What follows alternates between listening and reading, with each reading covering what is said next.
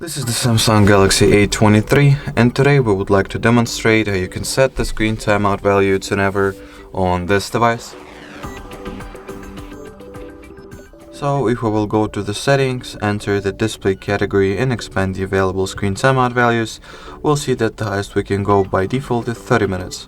Thus, if we would like to surpass this limitation and set this value to be never, you gotta download the free Play Store or Google Play Store application that is called Caffeine. So connect your phone to the Wi-Fi, enter the Caffeine query at the search bar.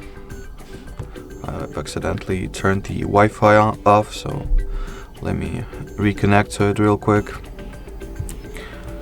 That is the app that we are looking for, so let's go ahead and install this one.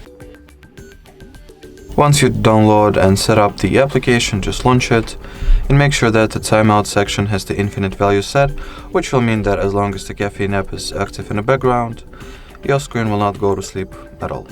Alrighty, so that will be it for this video. Thank you so much for watching, and bye bye.